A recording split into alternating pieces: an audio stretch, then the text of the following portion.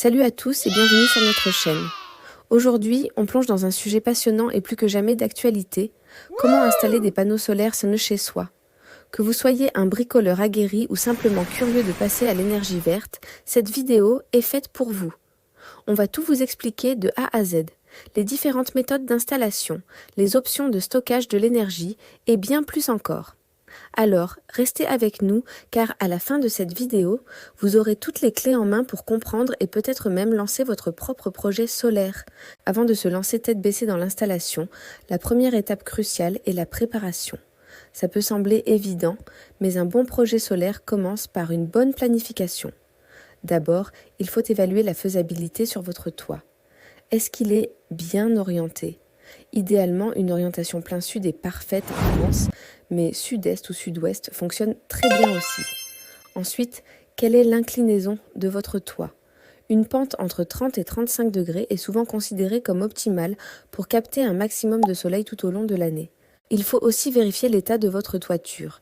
Est-elle assez solide pour supporter le poids des panneaux ? Y a-t-il des réparations à prévoir avant l'installation ?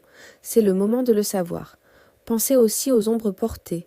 Un grand arbre, la maison du voisin, une cheminée, tout ce qui pourrait créer de l'ombre sur vos panneaux à un moment de la journée réduira leur rendement. Faites une observation attentive à différentes heures pour vous en assurer.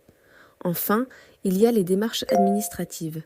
Oui, je sais, ce n'est pas la partie la plus fun, mais elle est indispensable. Dans la plupart des cas, vous devrez faire une déclaration préalable de travaux en mairie. Selon la puissance de votre installation et si vous êtes dans une zone protégée, les règles peuvent varier. Renseignez-vous bien auprès de votre commune.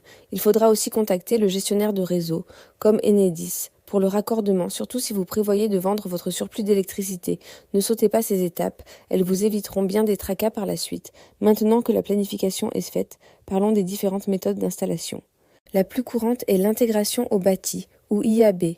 Ici, les panneaux solaires remplacent une partie de votre toiture, comme des tuiles ou des ardoises. L'avantage principal, c'est l'esthétique. C'est très discret, ça s'intègre parfaitement à l'architecture de la maison.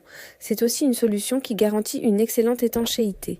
L'inconvénient, c'est que c'est souvent plus cher et plus complexe à installer. De plus, la ventilation sous les panneaux est moins bonne, ce qui peut légèrement diminuer leur rendement par temps très chaud. L'autre méthode très populaire est la surimposition. Comme son nom l'indique, les panneaux sont fixés sur des rails, eux-mêmes posés au-dessus de votre toiture existante. C'est la solution la plus simple, la plus rapide et généralement la moins coûteuse. L'un de ses grands avantages, c'est la ventilation. L'air circule librement sous les panneaux, ce qui les refroidit et optimise leur production d'énergie, surtout en été. Le seul petit bémol pourrait être l'aspect visuel, car les panneaux sont plus visibles, mais les systèmes modernes sont de plus en plus discrets. Pour la plupart des projets de rénovation, la surimposition est le choix le plus courant et le plus pragmatique. Mais il n'y a pas que le toit. Si votre toiture n'est pas adaptée ou si vous avez un grand terrain, vous pouvez opter pour une installation au sol. Les panneaux sont alors montés sur des structures métalliques fixées dans le sol. L'avantage énorme, c'est que vous pouvez choisir l'orientation et l'inclinaison parfaite, sans les contraintes d'un toit. La maintenance est aussi beaucoup plus simple car tout est accessible à hauteur d'homme. C'est une excellente option pour les grandes installations ou pour ceux qui veulent maximiser leur production à tout prix. Bien sûr, il faut avoir l'espace nécessaire et s'assurer que l'installation ne gêne pas le passage ou l'utilisation de votre jardin. Une fois que vous avez choisi votre méthode d'installation, il faut s'intéresser au cœur du système, les composants. Évidemment, il y a les panneaux photovoltaïques eux-mêmes. Il en existe plusieurs types, principalement les monocristallins et les polycristallins. Les monocristallins, reconnaissables à leur couleur noire uniforme, ont un meilleur rendement, surtout par faible ensoleillement. Ils sont parfaits pour les petites surfaces. Les polycristallins, avec leur aspect bleu et leurs cristaux visibles, sont un peu moins chers mais ont un rendement légèrement inférieur. Ils sont un bon choix si vous avez beaucoup de place. Ensuite, il y a l'onduleur. C'est le cerveau de votre installation.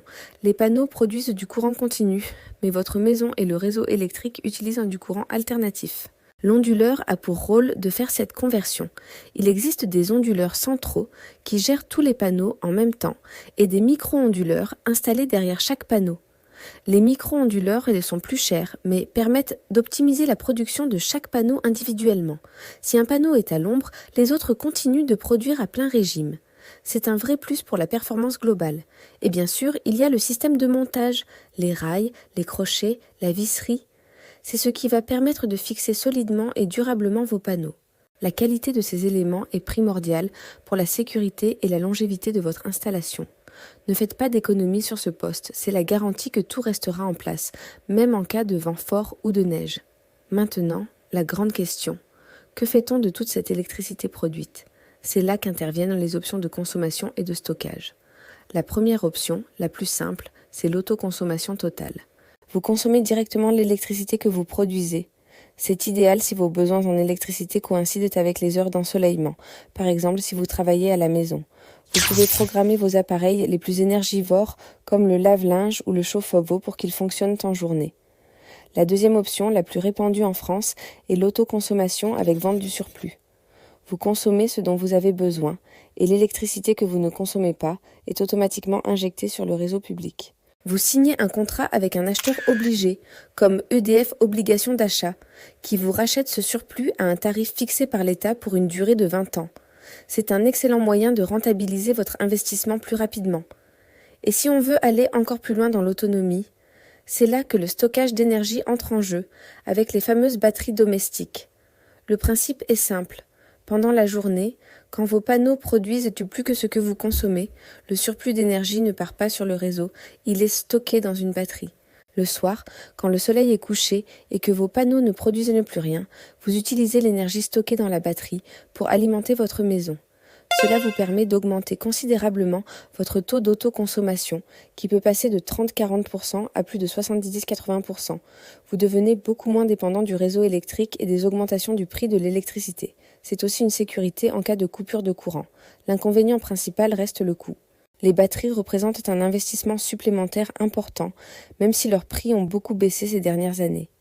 Il faut bien calculer la rentabilité en fonction de votre profil de consommation. Une autre solution de stockage, un peu moins connue, mais très intelligente, est le stockage virtuel. Au lieu d'une batterie physique chez vous, vous stockez votre surplus sur le réseau d'un fournisseur d'énergie qui propose ce service. En gros, le fournisseur comptabilise l'énergie que vous injectez et vous la restitue quand vous en avez besoin, le soir ou en hiver. C'est une alternative intéressante qui évite l'investissement et la maintenance d'une batterie physique. Cependant, ce service est payant sous forme d'abonnement et il faut bien comparer les offres pour voir si c'est avantageux pour vous. Alors, récapitulons. Installer des panneaux solaires. C'est un projet qui se déroule en plusieurs étapes. Une bonne préparation, le choix d'une méthode d'installation adaptée, en toiture ou au sol, la sélection de composants de qualité et enfin la définition de votre stratégie de consommation et de stockage. Chaque projet est unique et dépend de votre maison, de vos habitudes et de votre budget. Le plus important est de ne pas se précipiter.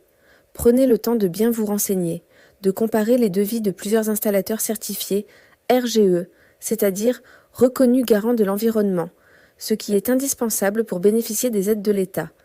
N'hésitez pas à leur poser toutes vos questions. Un bon professionnel saura vous guider vers la solution la plus pertinente pour votre situation.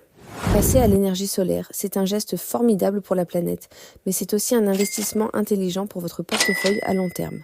Avec la hausse constante des prix de l'énergie, produire sa propre électricité devient de plus en plus rentable. Voilà, on arrive à la fin de cette vidéo. J'espère qu'elle vous a éclairé et qu'elle vous a donné envie d'explorer plus en détail le monde du photovoltaïque. C'est un domaine fascinant et en pleine évolution. Si vous avez des questions, des remarques ou si vous voulez partager votre propre expérience avec le solaire, l'espace commentaire est là pour ça. On adore vous lire et échanger avec vous. Et si ce contenu vous a plu, n'oubliez pas le petit coup de pouce qui nous aide énormément. Un like, un partage et surtout abonnez-vous à la chaîne pour ne manquer aucune de nos prochaines vidéos. On a encore plein de sujets passionnants à aborder avec vous. Merci d'avoir regardé jusqu'au bout et je vous dis à très bientôt pour une nouvelle vidéo. Ciao.